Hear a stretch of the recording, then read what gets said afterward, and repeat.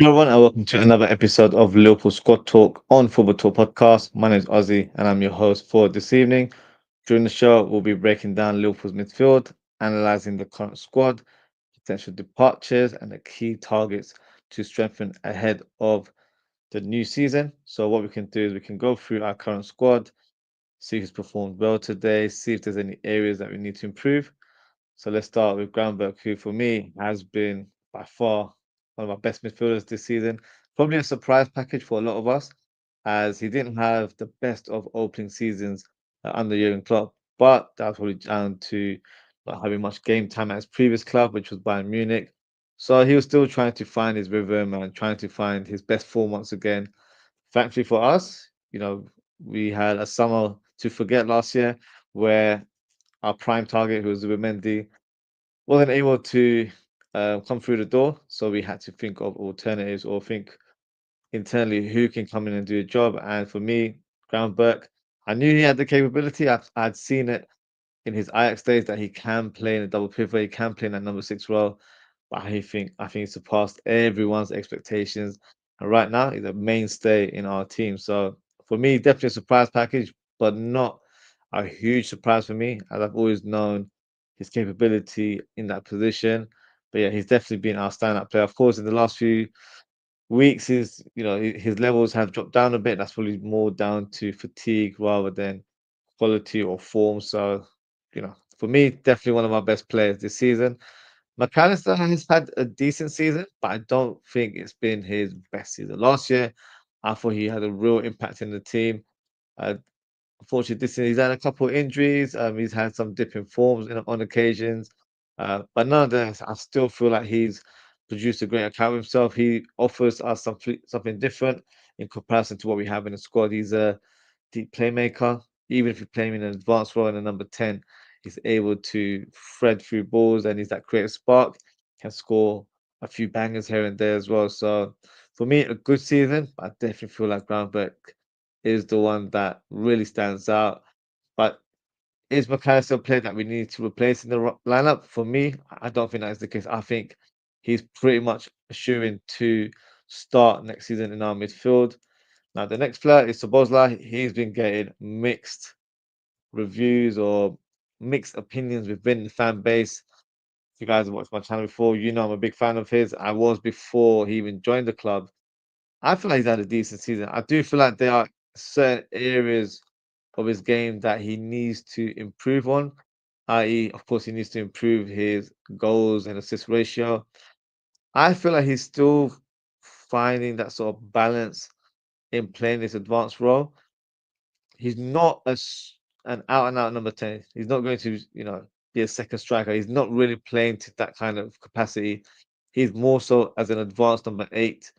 And it'll be very interesting what happens with us next season. With Trent looking to leave the club in the summer, what does that mean in terms of our right back position? Because once we've signed a right back, that will kind of paint the picture in terms of how we will form as a team, and that will affect Szoboszlai as well. Because if we have a defensive right back, I feel like Szoboszlai will need to do less legwork on that part of the pitch, and he can kind of focus, in terms of producing the output in the final third. So that's probably another discussion for another day. But in terms of his performance this season, there's been patches where he's looked a bit average, but I feel like in the last few weeks, last couple of months, he's really shown some good form, and I feel like he's finally found the balance. There are still occasions where I feel like he overplays the ball, or he just passes it to Salah when he's in a better position to either pass it to another player or take a shot on goal. Because I still feel like he's still a little bit gun shy, and for me, that shouldn't be the case. That is one of his main weaponry. He's a fantastic shooter of the ball, especially from long range. So I feel like he needs to do that a little bit more. I still think he's had a good season. Some may even argue to say that it's an area that we can upgrade. So I've got a few targets lined up. So it'll be interesting to see, if those players that I'm going to showcase today are potential players that could come in and, challenge Szoboszlai for that number 10 role. Remains to be seen. But I still feel like he's got a big responsibility in the team next season. I've seen some crazy shots online where some people suggested that he could play right back to play his strength, which I don't know where they got that information from, but for me, that is definitely a no-go. And in terms of other midfielders in our squad this season, Jones, I feel like he's shown a good account of himself. He's definitely had phases in the season where he's had a good purple patch and he's looked unstoppable at times. But I think unfortunately with Jones, there's been times where, he's picked up a few injuries and that's, sort of disrupted his momentum in the team.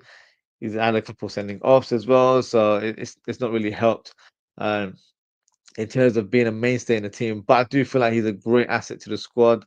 Can play in that number 6 role, which is for me his best role. I know he can play in a bit more advanced role as a number 10. Can even play left wing, but for me, those are roles where if we need a player to fill the gap, for me, he's stronger in that sort of number 10, sorry, in that number 6 role alongside another midfielder. I feel like he brings control to the midfield.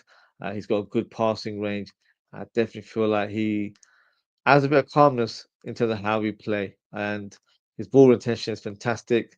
Shields the ball very, very well. So yeah, for me, he's had a good season as well. So definitely going to have a big future at the club in upcoming seasons.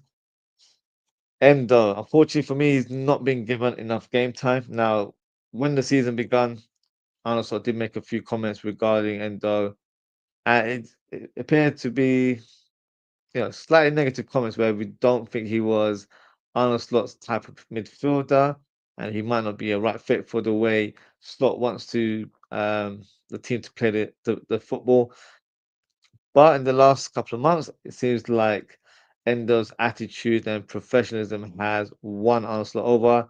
He's been more involved in the team, not from a starting point of view, but he has, come in games for the last 15, 20 minutes and has really helped in terms of adding a bit still in that midfielder and a bit of aggression and pressing when required, and has helped us, get over the line and seal the wins in a number of fixtures. So for me, he's had a good impact in the team.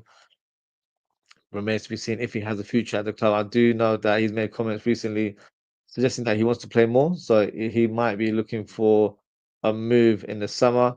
But nonetheless, he's a player that even if he stays at the club next season, I feel like he's a reliable option. We know what we get from Endo, and that's also a good thing to have as well. You want to have players that are familiar in terms of what we want from them, but at the same time, he is available as well. He's not really picked up any injuries since he's been here, so availability is also another key thing where we've unfortunately struggled with certain players due to not being available. So for me, Endo's, I wouldn't be hugely surprised if he stays at the club next season, but it remains to be seen what happens with Endo. And for Morton, I think he's very likely to depart from the club in the summer. There was interest last summer from clubs like Bayern Leverkusen, and I think there was another German team as well. Just hasn't really gone for him, unfortunately. He's not really been given much game time. But at the same time, I don't think he's, you know, posed himself to be a threat to the lineup. So whether that comes from training or whether that comes from cameos, um, I know it's very difficult to have that huge impact when you only play 5, 10 minutes here and there. But he hasn't even done that. He's predominantly been played in our cup games, and he looked all right. He's not looked anything spectacular. Hasn't really stood out for me.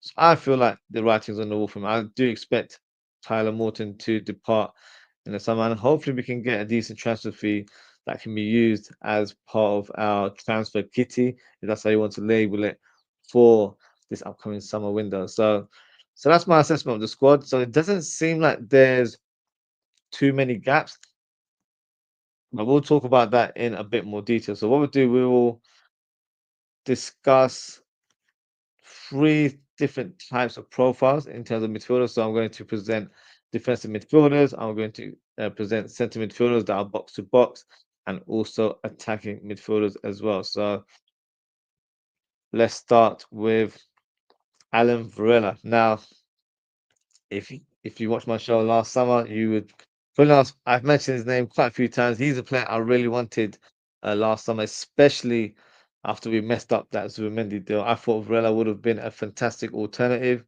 Has similarities to Zubimendi, similar style of player, but I'll probably say Varela is a bit more aggressive in his overall play. The Argentine midfielder has been compared to a former Red in Javier Mascherano. In my opinion, I still think Varela could be a good signing for Liverpool, and he could come in and form a great partnership with his compatriot McAllister, or even Ryan Gravenberch, who, of course, as I mentioned earlier in the show, has been phenomenal this season. I don't think it will be an easy deal to get done, as Porto will demand a huge transfer fee. Last summer, they said we could sign him for around £70 million. I just don't see Liverpool trying to sign a defensive midfielder for that kind of price. But who knows? One name to watch out for, I guess, in this summer window. Next player, Adam Wharton. Now, he took the Premier League by storm last season, and was even included in the England squad in the Euros last year as well. That's how much of an impact he had. But due to injuries this season, he hasn't continued to progress in the same manner like last season. Having said that, even though he's not had the best of seasons, I still think he should be regarded as a target. As I rate him very highly. He's got a fantastic left foot, very physical, and has a great passing range. Plus, these are some factors we may have to consider. Unfortunately, he'll be regarded as homegrown, so he'll be able to, complete our criteria for the squad submission, and that's definitely a plus point.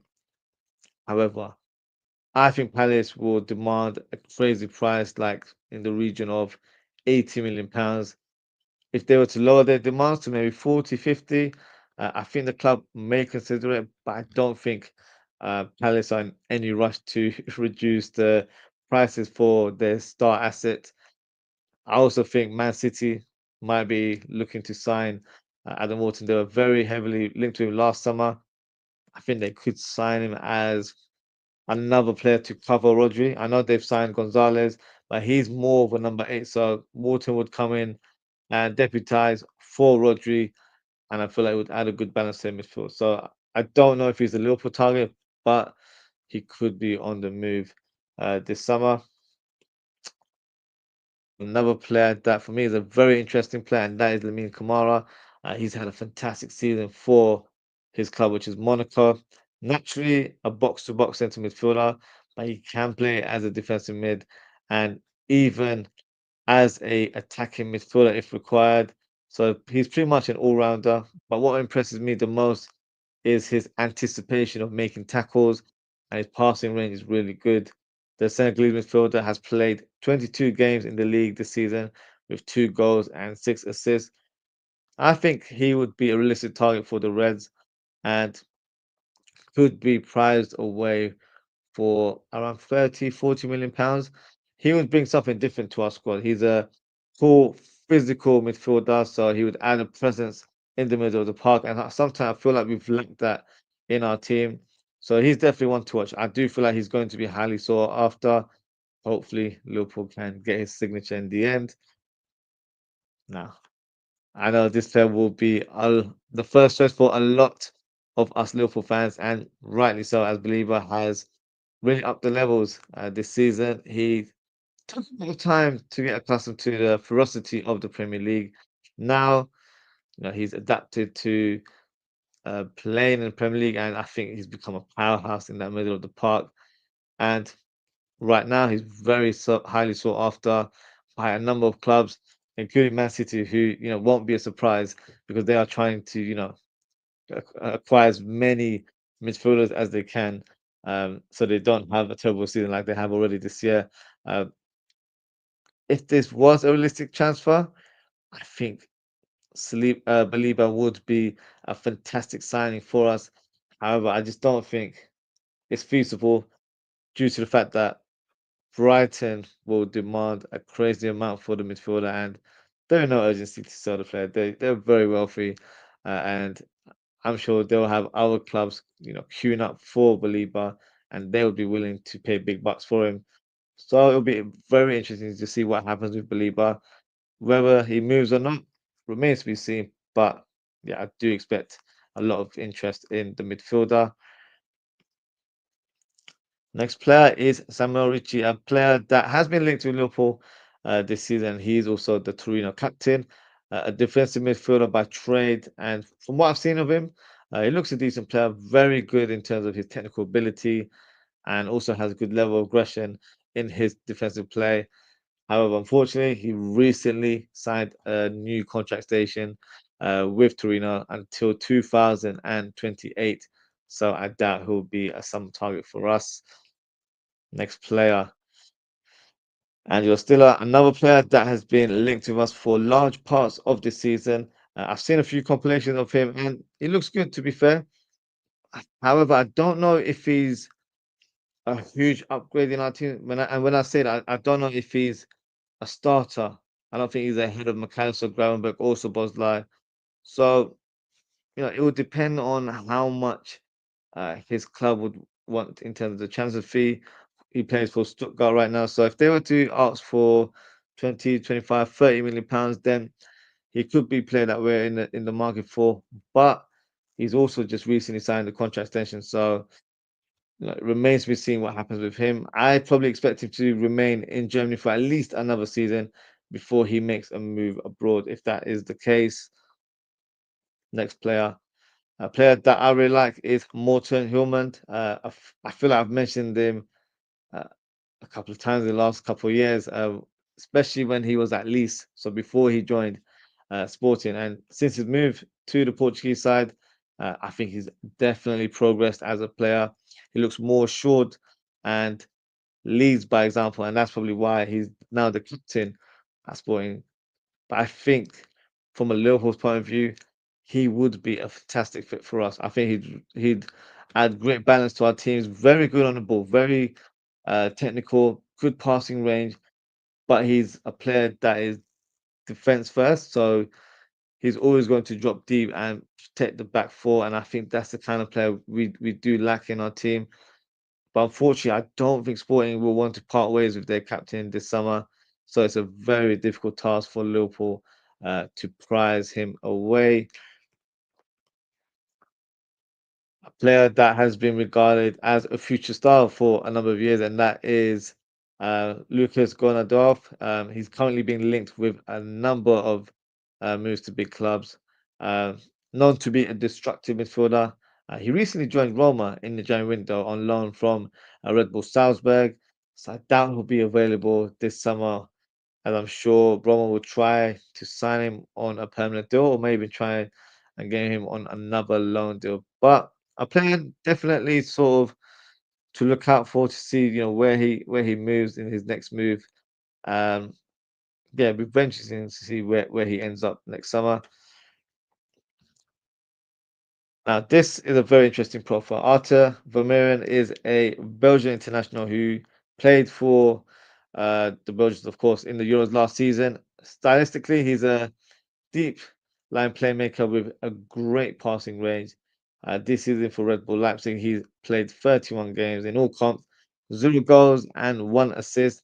Good player, but my concern would be surrounding his suitability of playing in the Premier League. I think the league may be too physical for him, so physicality could be an issue for the player, but I could be completely wrong.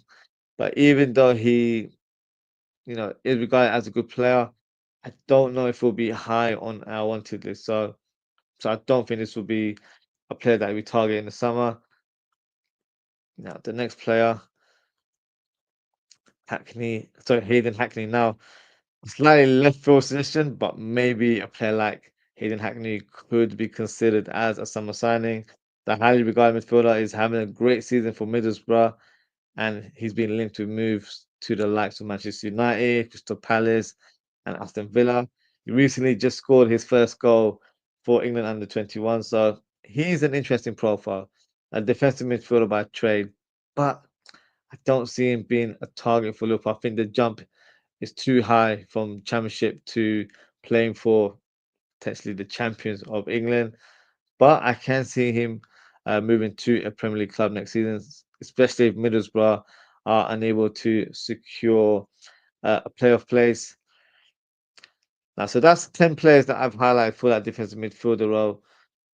So for me, if I could choose the midfielder that I would like Liverpool to go for, it would be Lamine Kamara. Now, I think he would fit the bill in a different way. So for me, in terms of his sort of style of play, I think he would definitely suit us. He's a tall player. He's athletic. He can drive with the ball. He's got good passing range. He can shoot. He's got a decent shot. And I've seen a few goals of his. He can play as a 6, as an 8, or as a 10 if required. So he's an all-rounder, and he's a player that I feel like will cover Gravenberch and McAllister, and if we really needed to, he could always, of course, cover for Szoboszlai. So for me, he'd be a very interesting signing. I feel like he's definitely attainable, which you have to be realistic with these targets. It's all good and well choosing players that you like, but is he a realistic target? I think he is. He has been linked with move to Liverpool in the last few months, so he's definitely a player that I've heard has been scouted. So yeah, it remains to be seen. But if I was to choose a defensive midfielder from my list of candidates, for me it would be Lamine Kamara. So feel free to drop a comment and let me know who you would pick. Or maybe I haven't covered a player and you'd want to mention them. Feel free to drop a comment and let me know. So let's move on to the next sort of profile of player, and that is centre midfielder. So these are players that in our team would probably play that McAllister role where they can drop deep to form a double pivot, but in a transition, they will be a bit more further up on that left hand side, helping out our fullback or left winger and trying to thread balls to the striker. So be a player that will be a creative sort of spark in our midfield, but at the same time helping out with his defensive duties as well. So it's going to be a player that's a bit of an all rounder. Um, in sort of in a sort of more detail there. So the first player is Edison, a player I'm sure many of us are familiar with, and some, including myself, wanted us to sign last summer. Now the big question: whenever you have a target and you speak about him again next year, is it the same sort of player? Has he improved? Has he digressed? For me, the ship hasn't sailed, as Edison is having a great season with Atalanta. So far this season, he's played 41 times, scored 4 goals and 2 assists. I think he would be the perfect profile for Liverpool. He's a player that would be fantastic in a double pivot alongside any of our midfielders, so the likes of Gravenberch, McAllister, and Jones. He's versatile, so he can play with a sort of defensive head, but can also be box to box as well. So I think he has that versatility to play different roles in the team. He's full of energy on and off the ball, and I think he would be a great asset to our squad. If I was to make a comparison to a player that we were all familiar with, he reminds me of Bruno Guimaraes from Newcastle in terms of his style of play. So that's the sort of player that I think Liverpool would be signing if we were to attain Edison. So I would love for us to sign a Brazilian midfielder. Whether Atalanta are ready to do business remains to be seen. Another very interesting player that has been linked with Liverpool recently is PSG's Emery, a very talented player, 19 years of age. This season, he's been more of a squad player, hasn't started a lot of games, but despite that, he has notched up 35 appearances in all competitions with 3 goals and 1 assist. But unfortunately, I don't think this is a realistic target, as PSG will not want to sell any of their players, especially Zemri, who's from the seas, homegrown, and he's a player that for me has great potential to excel. And even if they were willing to listen to offers, I think Liverpool will need to bid big, and I just don't see that happening. So I don't think this is a realistic target for the Reds. Next player is John Rickman Bellegarde. Now, he's not been linked with Liverpool, but he's a player that I quite rate, to be honest. Whenever I've seen him play for Wolves, he's really impressed me. This season, he's played more as a box to box or even as an attacking midfield at times. He's even played on the wings on a couple of occasions. But I feel like in our team, if we were to ever sign him, he would do well in a double pivot. He's strong off the ball, um, has a great passing range, and can shoot as well. The only issue would be his age, as he's 20 years, 28 years of age, um, and he may not fit FSG's profile, but you never know. It's a bit of an outside of the box sort of suggestion, but in terms of what he brings to the table, I do feel like he has the ability to do well at a big club. Um, Look, if we're linked with him, I guess you know where you heard it first. Next player, Quentin Timber, a player that Arne Slot will be very familiar with from his days at Feyenoord. A very interesting profile. Julian's brother, who of course is the Arsenal defender. Quinton is a centre midfielder. He can play as a number 6, as a number 8, and can even play in a bit more of an advanced number 10 role. Um, what he brings to the table, he's very versatile. So he'll bring that versatility to our squad. His stats this season: 26 games in all comps, 6 goals, 1 assist. He would be a realistic target, and I think he would cost us around 20, 25 million, as he's only got 1 year remaining in his contract. But whether Arsenal believes he would be the right fit at Liverpool and the Premier League remains to be seen. Another player that Liverpool was strongly linked with last summer is Manu Kone, but with no move materializing, Kone ended up signing for AS Roma, and he's been a mainstay in this team.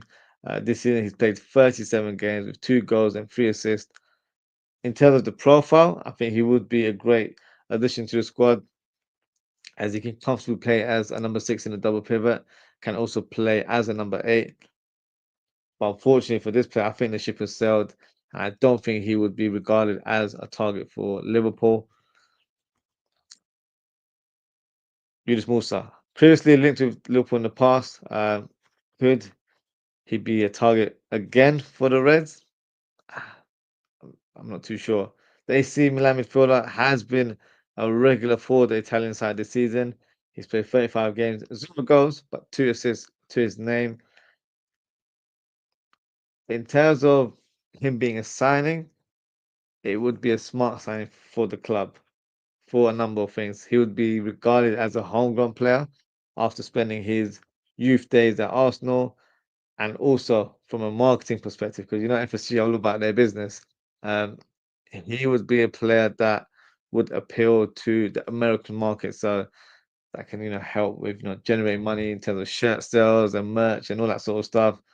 But in terms of stylistically, no, he's a good player. I don't know if he'd be the right fit for us. He's not regarded as a 6, and there's even been games where he's actually playing on the wings. I feel like he's more of a number 8 or more of a box to box sort of midfielder. If we were playing the same sort of style of play like we did with Jurgen Klopp, then I feel like he might be a better fit. But for this team, I don't think he excels in any of the positions that we have in our midfield. So I'm not sure about Musa being a genuine target, but you never know. No surprise that he's being mentioned in the list, as Bruno Gomes has been one of the best midfielders in the league this season. Generally a centre midfielder, but this season he's been deployed in a slightly deeper role as a CDM and has been fantastic for the Toonami. His stats for the season: 37 games in all competitions, 3 goals and 8 assists, which is pretty decent for a player that's playing defensive mid. And to top it off, apologies for mentioning it, but he has won some silverware, as Newcastle, of course, won the Carabao Cup. if he was available, I would love for Gravenberch to be signed as a Liverpool player. I think he would be the perfect addition to our squad. Uh, if I'm in Dreamland right now, I think he would form a fantastic partnership with Gravenberch and also McAllister. But this is Newcastle. They will not part ways with one of their best players. And if they wanted to, or if they, you know, if you pulled their arm or something to that nature, you'd have to bid big. And they would be demanding a fee around 80, 90 million pounds. Unfortunately for Liverpool, that's out of bounds. So unfortunately, he's not a realistic target. João Gomez, a player that has been linked with the club previously, he's actually very strongly linked with Liverpool before he made that move to the Molineux. When he joined, I thought he was more of a number six, a a destroyer, that sort of player. But at Wolves, he's shown a different side of his game. He's more of a box-to-box midfielder, showing real energy, gets involved in physical duels, and he's scored a few goals in the process this season as well. In terms of his stats, 31 games in all comps, 4 goals, 2 assists. I think if he was signed as our only midfielder, some fans would view it as an underwhelming signing, and I do understand that. But I actually think he would be regarded as a quality signing and a quality addition to our squad. He wouldn't demand a starting place in our team, but he would provide the right cover for that double pivot, and I think he would add quality and depth to our squad. Don't think Wolves would demand a crazy fee. Maybe something in the region of like 40 million pounds should be enough to prize a player away. So I definitely want to put down the list. I do feel like he could be a good addition to the squad. Um, whether it's a genuine target, we'll only find out in due course. Now, a player that many of us may not be too familiar with, and his name is Hugo Larsson. The Swedish international is a centre midfielder who plays for Frankfurt in the Bundesliga, and he's had a great season so far. He was pretty much the attacking or creative uh, outlet for the likes of Omar Mamouche, who, of course, recently joined Man City in January, and also Ekitike, who is a striker that has been linked with a move to Liverpool. In terms of, his profile, is a very interesting player. He seems to be an industrious type of player who covers a lot of ground, but he has a great knack for making deep runs and scoring goals from midfield. He's very comfortable on the ball, can hit it in terms of his left foot, right foot, strong in the tackle. So I can see why Liverpool are being linked with the player. His stats this season, he's played 37 times, 6 goals and 1 assist, which surprised me a little bit because when I watched compilations, I feel like he would have had more assists to his name. But I do feel like he's one of those sort of players where he sets the tempo for the team, and he's sort of the player that passes it to the person that ends up having the assist, if that makes sense. So he's not the one that makes the killer pass, but he's the one that provides the pass for the killer pass, if that makes sense. So interesting profile, a good all rounder in terms of what I've seen. He's valued at 50 million pounds, so it's not completely out of bounds. And I'm sure maybe Liverpool can negotiate a deal to lower the fee. But if he was definitely a target for us, I think he would be a decent signing. Maybe not a player that would be in the starting lineup, but definitely provide cover for our two players in terms of McAllister and Gravenberch. And the final midfielder is Tijani Reinders. What a quality player this fella is. Netherlands international, um, for me, would be a great addition to the squad. For the national team, from what I've seen whenever he's played for Netherlands, he plays in a double pivot and on occasion more as a sort of box to box midfielder. But for AC Milan, I've seen him play in a bit more of an advanced position where he's got more freedom to carry the ball and be effective in the final third. For me, in terms of what he brings to the table, is a very technical player, a fantastic engine, and can score a number of goals.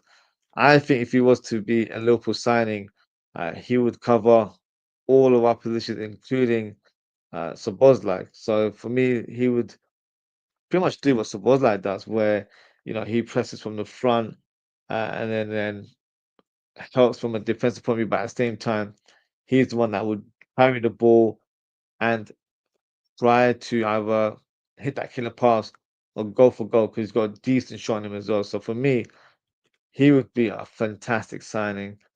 However, um, actually, before I even give a conclusion, his stats this season have been phenomenal. 42 appearances, 13 goals, and 4 assists. So pretty much showcases what he brings to the table. But as I was doing my research, I realized he recently signed a new contract with AC Milan that keeps him there until 2030. So for this summer, yeah, it's definitely a pipeline dream for us to sign the player. But in the future, who knows? Definitely want to keep tabs on, if I'm being honest. So that's my centre midfielder that I feel like we could potentially target in the summer. Now, if I was to pick one from the list, who would I go for? I'd actually go for Edison. I've been speaking very highly of Reinders, but I don't think he's a realistic target. Edison for me would add great balance to our team. He's a player that, if I was to kind of make a comparison, he's got a bit of McAllister about him in terms of what he brings to the table, but he's silky on the ball, like what Gravenberch produces on the pitch as well. So I feel like he would be a great foil for both players. So if he was to play alongside Gravenberch, I think he'd provide a good balance, and the same for if he was to form a partnership with McAllister. So he's a player that I feel like can play alongside any of our midfielders, and I feel like he would put in a great shift. His energy levels would definitely give us that presence in midfield. He's physical as well. He might not be the biggest of players, but he can definitely, you know, push his body around and make sure that he not makes his presence known to the opposition. So this would be my candidate for the centre midfield position. So drop a comment and let me know who you would pick for that role. Now, let's move on to attacking midfielders. So players that would be challenging Szoboszlai. Some may even suggest overtaking Szoboszlai in the lineup. So the first player to talk about, no, who's surprised there, is Ryan Cherky. Um, yeah, this player is sensational. Well, that's the best word to describe him, in my opinion. Technically gifted. He's ambidextrous, so basically can kick a ball with both feet. Has unbelievable skill on the ball. And quite frankly, when I've seen him play, he's just a joy to watch. And if you've been following the international football in the past week, he recently tore up England under 21s, showcasing his skill, technique, and also scored at the end as well. In terms of his profile as a player, he's a bit of a maverick. And in this day and age where coaches are very rigid when it comes to tactics and deploying systems, he may not fit our style of play, unfortunately. I don't completely agree with that sort of way of playing football, um, because I feel like with certain teams, you can make exceptions for certain players, especially when he's such a talented player. But who am I to to debate with a coach who's on the verge of winning a Premier League? For Arne Slot, I don't think Ryan Cherky playing in our sort of advanced midfield role would be the best fit, as um, he in that role you're supposed to lead the line by being the guy who presses from the front, and for me he doesn't really pose that sort of threat. Um, so it's more so um, off-ball factors that could be the reason why we don't sign this player for that number 10 role. Uh, in terms of what he brings to the table from a technical point of view, there's not many players that can compete with him in world football. Um, as I mentioned, he's not the type of player to press, but also he's not a player known to trap back. So in our team, you'd have to label him as a luxury player, and I don't think Arne Slot would accept having a player like that because he expects everyone to put in a shift. Uh, but look, in terms of what he produces on the field, his creativity levels are insane. His stats for this season: 34 appearances, 8 goals, and 18 assists, which is ridiculous. Uh, But with Leon's financial issues, he could be for a cut price of £20 million, which is peanuts in this day and age. We saw Fabio Carvalho for 30 million, so they're not even on the same level there. But unfortunately, I don't know if he would be the right fit to play as a number 10. But let me present another question for you guys. Could he be an option as an attacker from the right wing? I believe so, but we'll discuss that in more detail in the next show as I'll be covering attackers tomorrow evening. But yeah, definitely one to look out for. Next player, Lucas Paqueta, the talented Brazilian, could be earmarked as a potential target for the Reds, a player that has great technique and sublime passing that can pretty much open up any defense. But this season, he's not been as active in the final third as he has done in previous season. Uh, this season, he's played 28 times in all comps, 5 goals, 0 assists, which is a huge concern if I'm being honest. And I'm not sure if he would be a great option for us. Um, West Ham, number one, will command a big fee. And if he hasn't produced an assist, why would we sign a player? And players can have off season, it is quite normal, but we've got fans that are criticizing Szoboszlai for not doing enough, even though his stats are a lot better than Paqueta's. But look, in terms of what he brings to the table, I do like him. He's a very good player. He would definitely put in a shift for his team, so he would definitely fit Arne Slot's style of play, but I don't think he would be a target for us this summer. And speaking of Szoboszlai, we're about to discuss his arch nemesis. Now, if you're not aware, both players squared up to each other in a recent international fixture, and it didn't stop there, as they were both taking jabs at each other on social media, with Szoboszlai, in my opinion, getting upper hand with his remarks. But from a footballing perspective, Ado is a very, very talented player. Question marks would be regards to his off-field ability. Um, should I say off-ball ability, not off-field, off-ball abilities, in terms of his pressing. Don't think he's that type of player. Similar to what I mentioned about Turkey. So I would have some concerns with his um, sort of off the ball playing ability. It kind of reminds me of Mesut Ozil, and that is something that a lot of Arsenal fans will probably co-sign. That great a player, but just never track back to never put in a shift. So in this day and age, we're playing with such intensity. You need to have everyone put in a shift. So might not be the right fit there. But in terms of Turkey and Güler, the only difference is Turkey has been very active this season. Güler has been more of a bench player for Real Madrid, and he's also been playing out of position on the right wing. So I don't see this being a realistic target. First of all, Real Madrid won't be selling anyone to us, even though they've done us dirty with the sort of tactics that they've done to attain Trent Alexander-Arnold. But let's move on from that topic there. Next player is Morgan Rogers. For me, he's had a fantastic season for Villa. He's been pretty much a mainstay in the team, playing off the striker. But what he brings to the table, he looks like a very special talent. Um, he's a fantastic ball carrier, great dribbling ability, and I think there's another level for him to reach. So, in my opinion, I do think he can become a very top player in the future. However, there are areas of his game that I think he can improve on, especially if he wants to achieve the heights of being known as one of the best players in Europe. And that's his decision making. Sometimes he's a bit indecisive in the final third and needs to produce better end product. And look, this is not me saying he has no end product. This is, microscoping an area of improvement, because if you look at his stats, um, you probably think I'm talking a lot of rubbish. But this season, 41 games, scored 12 goals, 7 assists, which is outstanding. But I'm only highlighting um, better end product because I think he does have that capability to improve. And I do feel like he could become more consistent if he was to work on this in his game.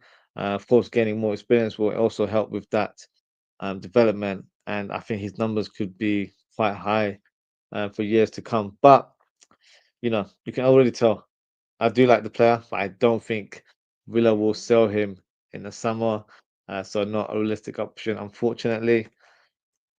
Next player is Xavi Simons, a player that I'm sure we're all familiar with. A very interesting profile, as he is an attacking midfielder by trade, but very comfortable to play on the left wing or right wing. So he would be great cover for us and provide that versatility for a number of positions. Only 21 years of age. Feels like he's been around forever. This season, he's played 25 games, 8 goals, 5 assists, which is a decent output. I really like the player. I think he would be a great addition to our squad. I don't think he'll be a starter for us, but I think he would be a great player to have to come off the bench to cover the front line. Uh, but unfortunately, this deal is very unlikely to happen as Sammy Simons recently just signed a permanent contract with Leipzig for a fee of £45 million. So I doubt he'll be sold this summer. But if we can't sign Simons, let's try and sign another player from the same club, and that is Christoph Baumgartner, the Austrian midfielder. Impressed me in last year's Euros and looks like an interesting player. This season, he's played 35 times with 5 goals and 2 assists. So I don't think he'll command a crazy transfer fee. But, for me, our squad is quite complete. So if we are to sign anyone this summer, they need to be an upgrade. So that is my question. Is he an upgrade to what we currently have? I don't think so personally.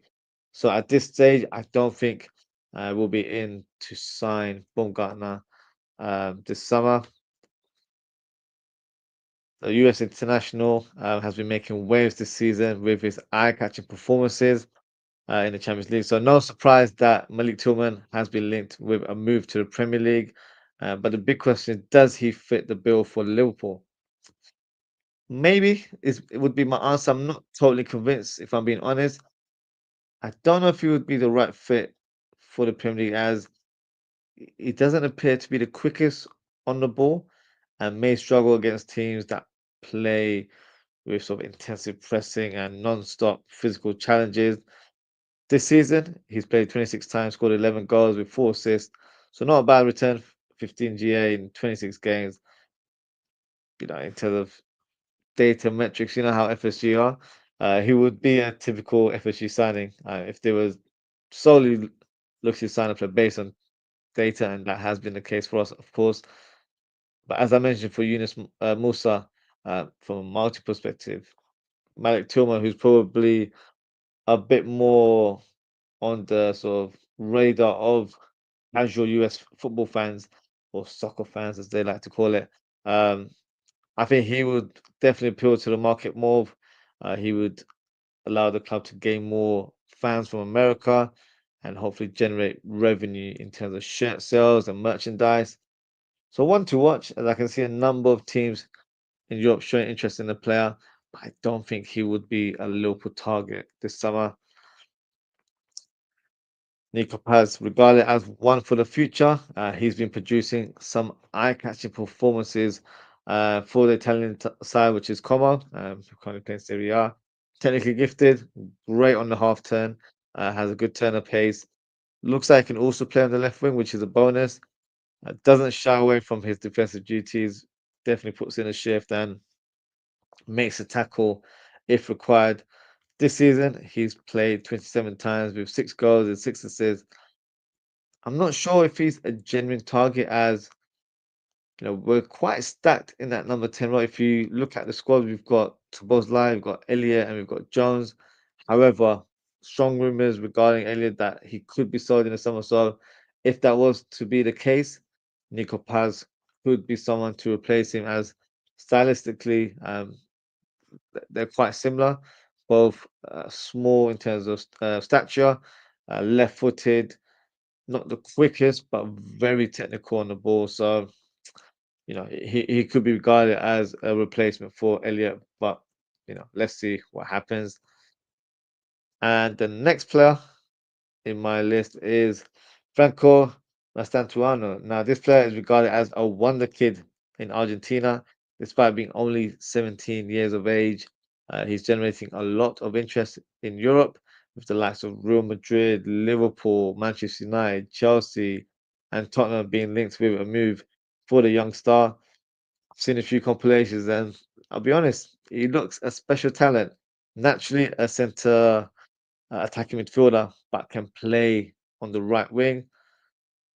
But if I'm being honest with my assessment, I think he's still quite raw. Of course, he's 17 years of age, so he's not going to be the complete package. But what I can see in terms of his ability, he's got natural flair. He's a great dribbler of the ball. Big question is, do Liverpool take a punt on a player who we can quite clearly see has huge potential?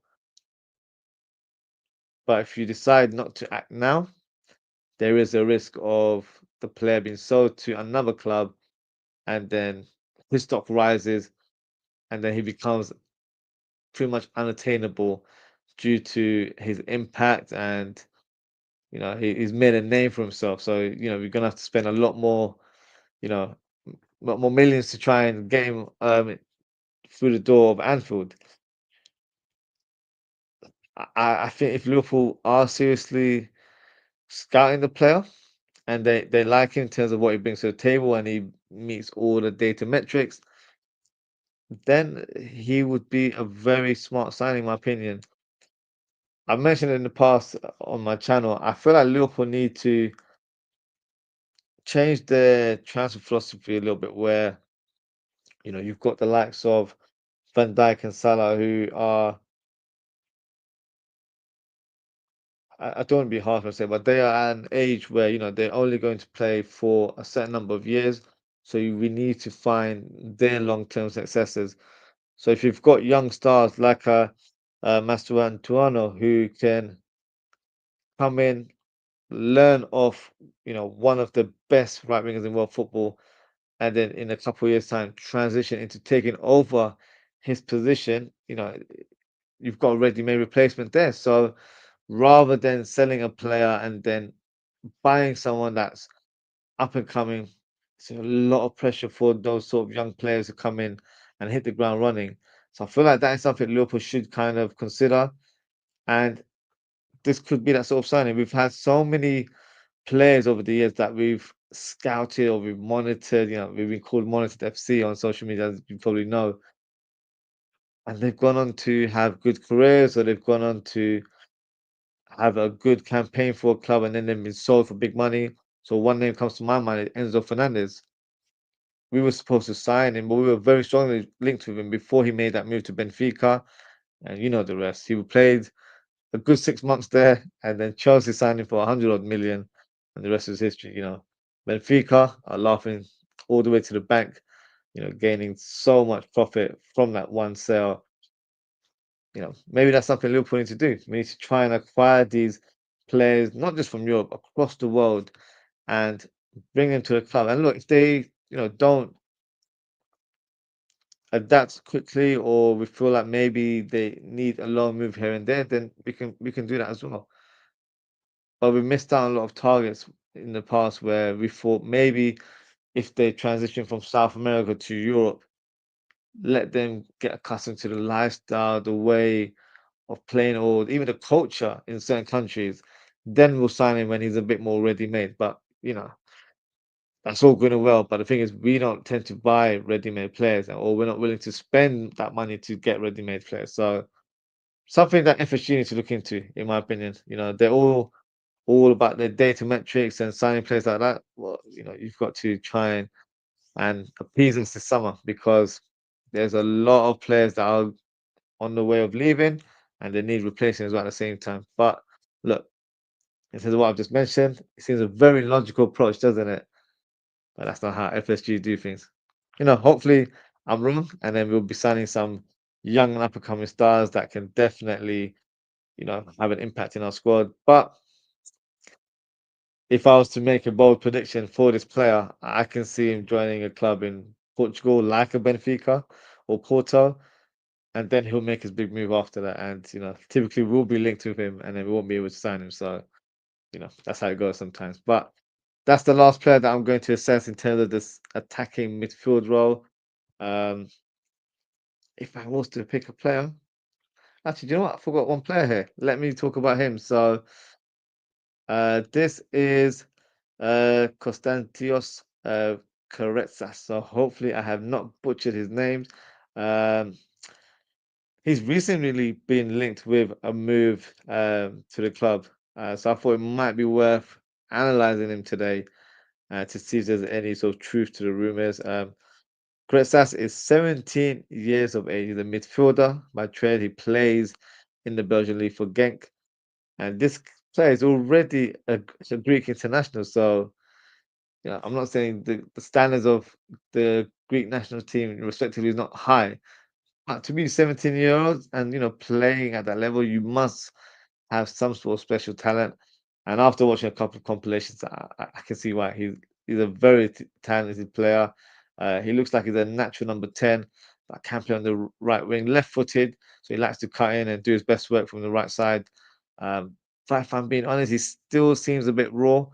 I think for him, the best thing would be to continue playing at Genk, um, learning his trade, and then continue development, which probably doesn't align well with what I just mentioned about the Argentine won the kid in Mastorantu. Oh no, I definitely butchered his name there. Because it's different. It's different metrics because obviously he's in Argentina, so for him to come to Europe, it's a completely different culture shock for him. Whereas um, Gretzas, he's in Europe, he's playing for a Belgian team, so it's a good league for him to develop. There's no rush for him to leave, and I feel like if we could even sign him and then loan him back if Liverpool wanted to move that way. But I don't feel like he's ready to play for the Liverpool first team. Uh, but from what I've seen, very talented player. Um, I think he will make a move to a big team in Europe. If he was to join a team like Liverpool, I think it could slow his development. He won't be getting a lot of game time, so he might, stagnate in terms of what he should be doing at this rate. Um, and with attacking midfielders, you need to give them time to evolve and learn their trade and enhance their skills as a specialist player. So I don't think a move to Liverpool would be wise at this stage of his career, but definitely a name to look out for because it might be where FSG are going to do what I just suggested, where they sign someone who's got huge potential, but we sign him early. We sign him before a big club sort of snaps him up. So let's see. Very, very interesting to see how we do business this summer with Michael Edwards, Julian Ward, and Richard Hughes as a trio. Let's see what they are able to muster up because I'm expecting big things. They've not done anything for the past year, so this is a time to make some noise and hopefully, bring some players through the door because it hasn't happened in the last year or so. So those are the 10 centre attacking midfielders that I've assessed. Now, if I was to pick one player, it would be Ryan Cherky. And despite what I said earlier on, I said that I don't think he would fit that number 10 role. I think on paper he would. I think he'd be a fantastic player for us. I just don't think he would fit in that sort of Arne Slot team where he's required to press and track back. But from the options that I've mentioned, a lot of them are young players. Um, and some of them are players that are a bit more experienced, but they haven't performed to a certain level or they've signed new contracts. So there's a lot of factors um, in some of the targets that I mentioned. And I don't feel like it's an area that we need urgent sort of recruitment. I'm quite pleased with what we have. I know a lot of fans have said that it's definitely an area we need to get the likes of Florian Wirtz, and those players aren't attainable. Let's be honest. Unless we're spending big, we're not going to sign those type of players. So I don't know. Let me know what you guys think in the comments. Do you think Liverpool should be prioritizing a attacking midfielder as a summer signing in the next window? Yeah, do feel free to let me know. But if I was to choose one from the list, it would be Ryan Cherky. I feel like he ticks all the boxes in terms of ability wise. Might not be the right fit for Arne Slot in terms of how we play, but for £20 million, because that is the fee that is being reported, he's a snip. So definitely a player that I like. But having said that, I do feel like he's better suited as a right winger, which I will discuss in the next show. So yeah, so that is all of my sort of assessment for the midfield. But let me present you with a verdict. Who do I think will be a target for Liverpool this summer? I think it could be Edison. I think that's the type of player we're looking for. We're looking for